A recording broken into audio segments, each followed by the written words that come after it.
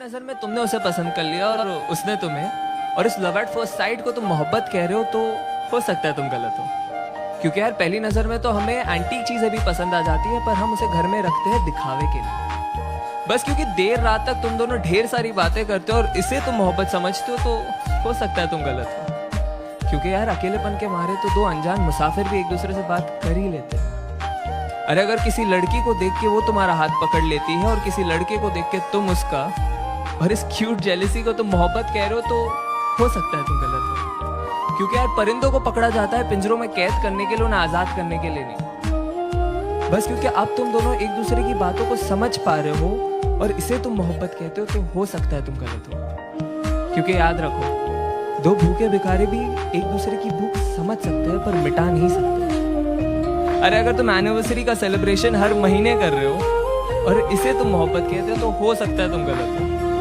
क्योंकि दास्तान इश्क को बयां करने के लिए साल का कोई नंबर नहीं चाहिए होता। अरे बस क्योंकि तुम उसके इंस्टा स्टोरीज का और वो तुम्हारे स्नैप स्टोरीज का हिस्सा बन चुकी है और इसे तुम मोहब्बत कह रहे हो, तो हो सकता है तुम गलत हो।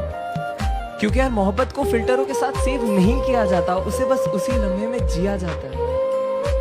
हाँ लेकिन अगर जिस्मों में उलझने से पहले तुम उसकी जुल्फों में उलझना चाहते हो, अगर वो बेखौफ अपना बचपना तुम्हारे सामने जाया कर देती है, अगर उसके कपड़ों के बेपर्दा होने से पहले तुम अपने सारे राज उसके सामने खोल दिए और उसने भी अपने सारे डर का जिक्र तुम्हारे सामने कर दिया है, अगर उसका हर आंसू तुम्हारी ही कमीज पे बहता हो और तुम्हारे मुस्कान की वजह उसकी नादानी आई हो, तो शायद नहीं यार यही प्यार है। और अगर ये प्यार तुम्हें मिल गया है तो इसे पकड़ लो, जकड़ लो, गले लगा लो और जहां मौका मिले बस इसे कहते रहो कि तुम इससे कितना प्यार करते हो।